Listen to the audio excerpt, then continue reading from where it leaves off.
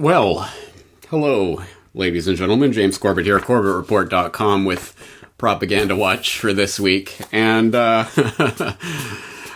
let it be said that I'm up on a high horse pretending that I myself am immune to the propaganda constructs that are out there. We are all prey to them from a very tender young age. And I've managed to dig up off of my hard drive some of my old poli-sci papers from back when I was at the University of Calgary. And I had almost forgotten about this class. I took a Poli-Sci 283. I don't even know exactly what that was. I guess it was something to do with international relations with a Dr. Eunice. I don't even remember his full name at this point. I guess I could look it up, but I'm not that motivated. The only thing that I really remember about that class is Dr. Eunice telling us a story once about when he was talking to Henry Kissinger about something or other, and I remember at the time I was thinking, ooh, Henry Kissinger, wow, this guy's important. Yeah, it's a bit embarrassing. These papers that I dug up and printed off here are embarrassing on a number of levels. First of all, as a self-confessed logophile like myself, this is pretty bad writing. I am surprised, actually. I was going through my various papers, philosophy papers and English papers and things, and by the second, third year of university, I started to hit my stride, and it's at least readable, but this, which is more from my first, second year, is just cringe-inducing. Some really horrible sentences and constructions in here. I mean, even disregarding what I'm actually writing about, just some of the sentences are terrible. What was the worst one I found?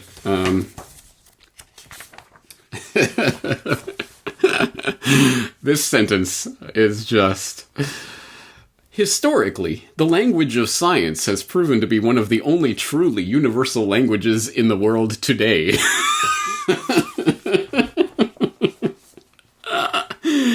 Really, James? Historically today? Really?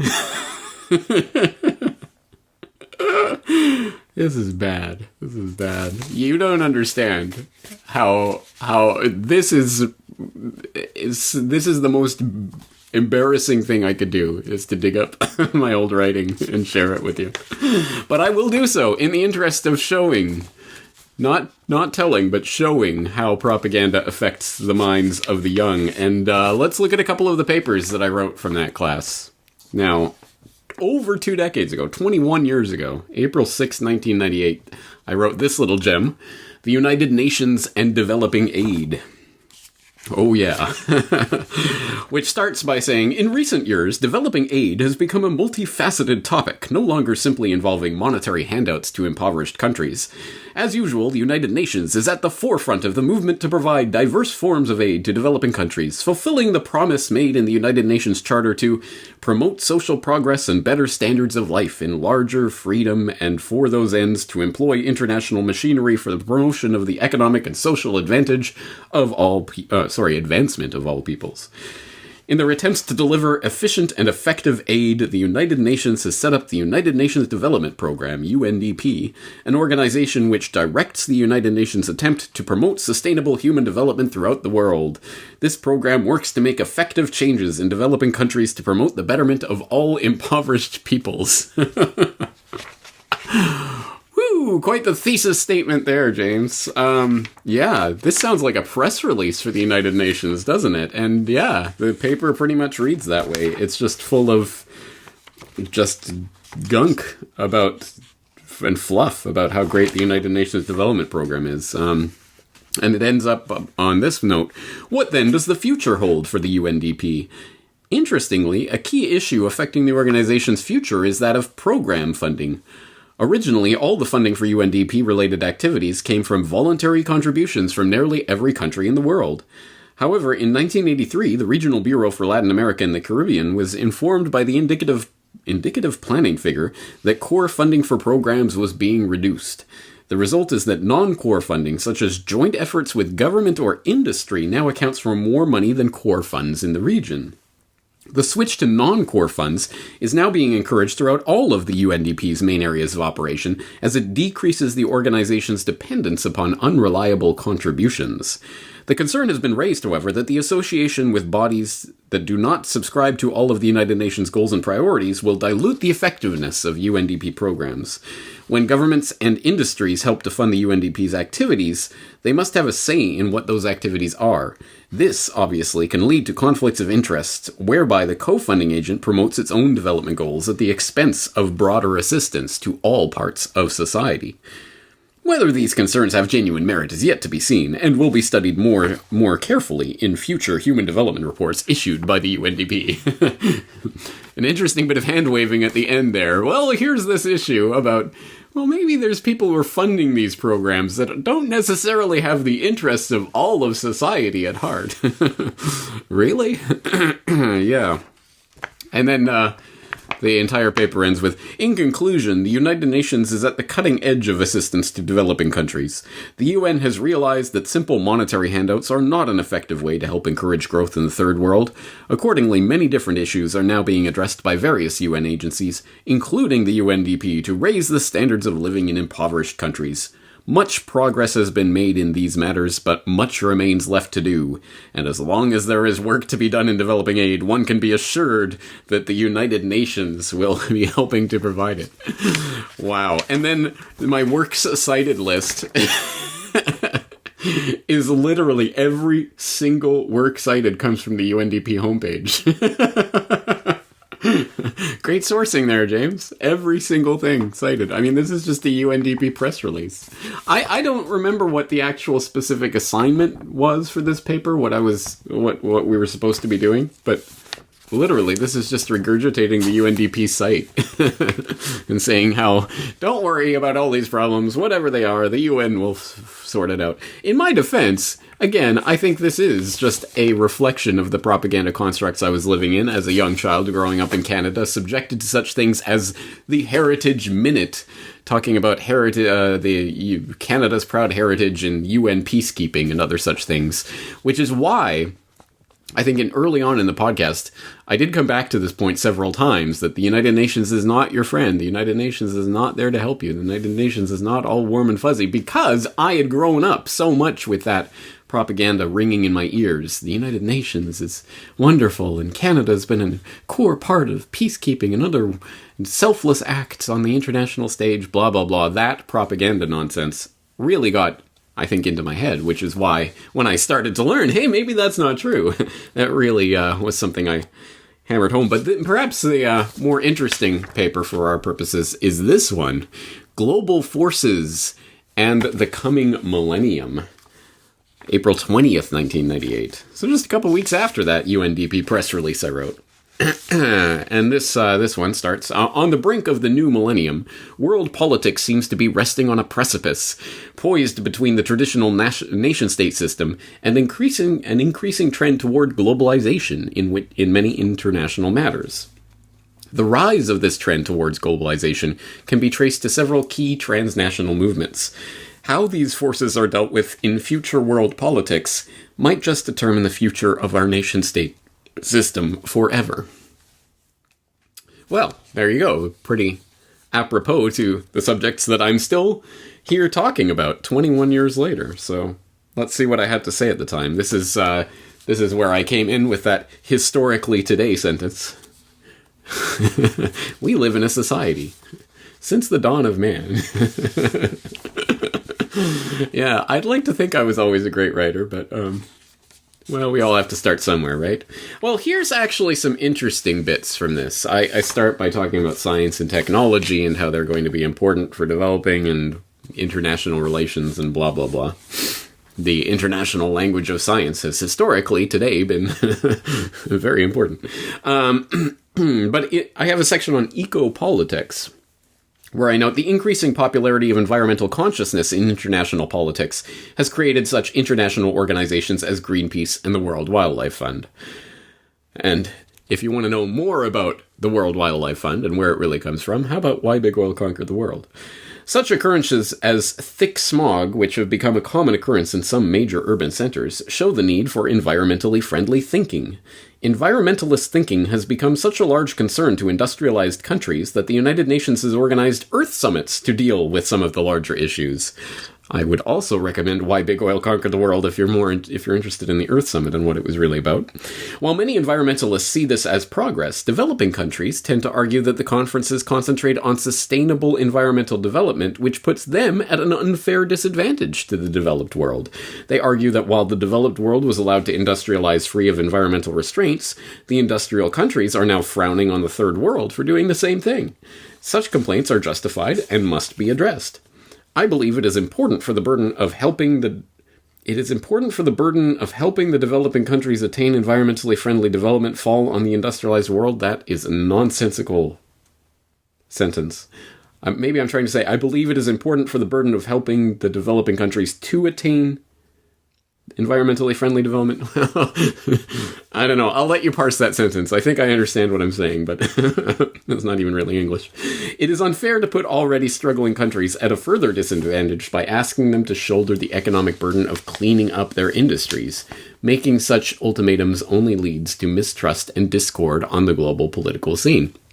Something that has been a common and repeated point of contention in the annual Conference of the Parties meetings at the UN, talking about the climate issue and who's responsible for it and who's going to get money for it. It's all squabbling over the money and the handouts, and this has continued to be, for the last 21 years now, an important key issue. And one that I've addressed before in my reporting on ClimateGate, for example, back in 2009 at the Conference of the Parties, where one of the major concerns raised by the developing world is, hey, how come you guys are trying to put the limits on it just as we are industrializing?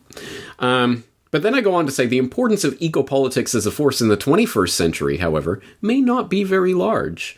Already, support for environmentalism seems to be waning as citizens become more informed on what the real global environmental situation is.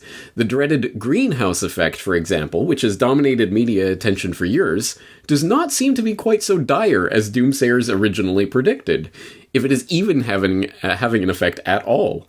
Recent studies of solar flare cycles may discredit the theory forever, and if so, the impact on environmentalism as a future political force would be profound. Furthermore, the public is becoming more aware of how organizations such as Greenpeace use scare tactics and media coverage to mainstream their own agendas in international politics. The realization that such organizations may distort the truth in order to win widespread support for their environmental program recommendations may also hamper the furtherment of ecopolitics. All right, well, hey, point there, James. I even at that time, even 21 years ago, it was becoming obvious that there might be a political agenda that's at work here, more so than unbiased and objective scientific reporting on the facts as they stand. And even talking about solar flare cycles and other things as being drivers of climate. So that's interesting, because I didn't really seriously start questioning the consensus on climate change until 2006. But even back in 98, I guess I still had my misgivings, which was interesting. It was interesting to see that. And then moving on in a section on international agencies and transnational affiliations. Organizations like the United Nations, on the other hand, attempt to transcend ideological and cultural differences as well as national boundaries to bring order to international relations. The United Nations has been the major player on the international scene for over 50 years now, but its inefficiencies are now beginning to show through. It suffers from the same type of problem which crippled its predecessor, the League of Nations, namely an inability to enforce decisions. With no standing army, there's no way to ensure the enforcement of military decisions. As peacekeepers, the UN plays mainly a figurehead role, and is largely ineffective should large-scale hostilities resume. It has set up a court of international law, but settling disputes there is completely optional and results are not binding. What needs to be done to promote world peace and order in international relations is to give the UN more power in enforcing its own decisions.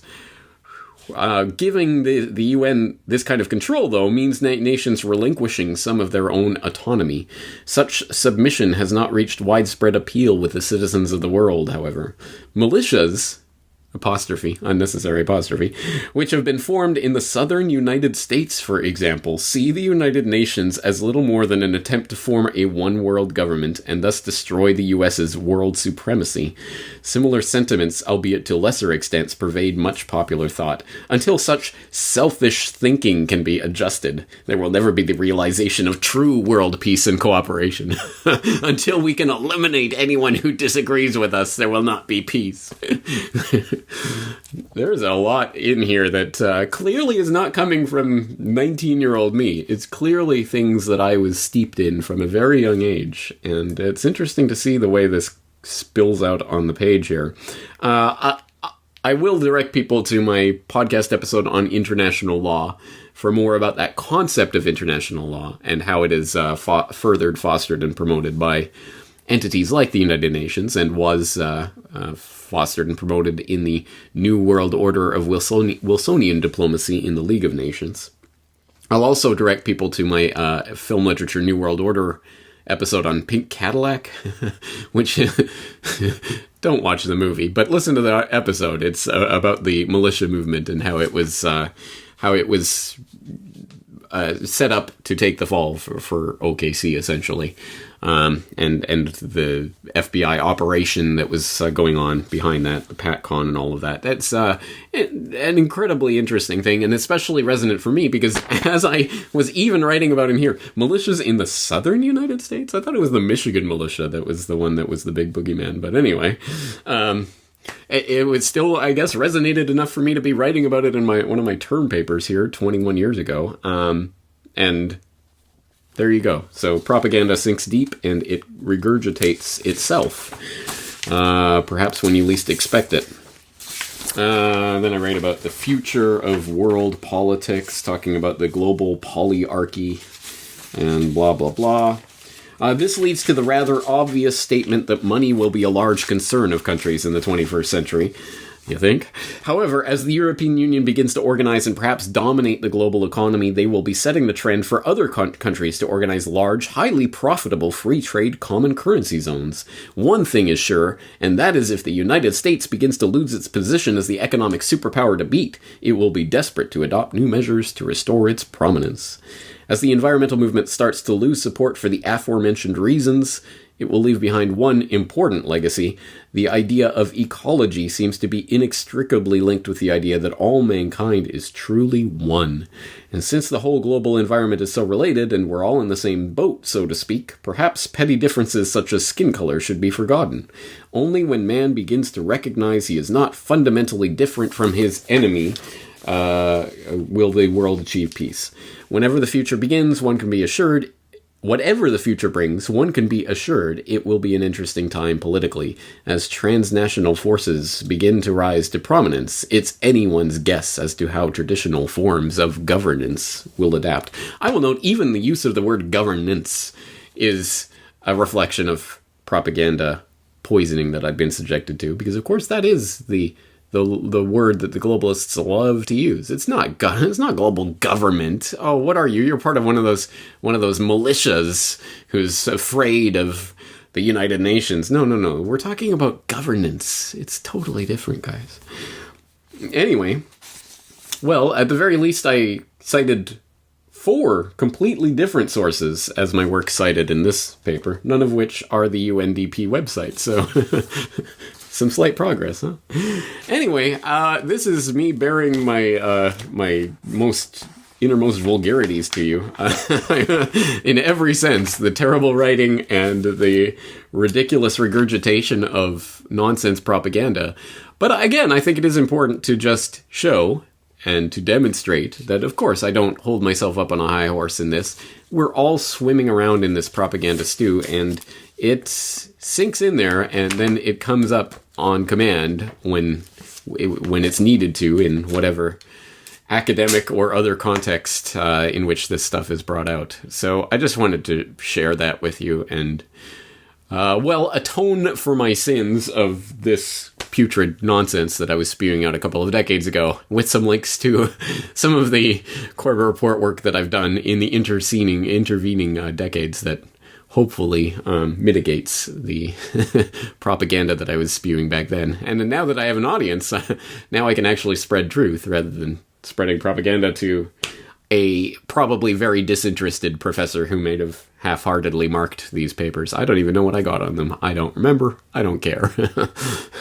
But anyway, that's that. And that's going to do it for another edition of Propaganda Watch. If you have any embarrassing papers from your undergrad time, please share them with the audience. I'm sure we'd all love to hear about them too. In the meantime and in between time, I'm James Corbett at CorbettReport.com. Looking forward to talking to you again very soon.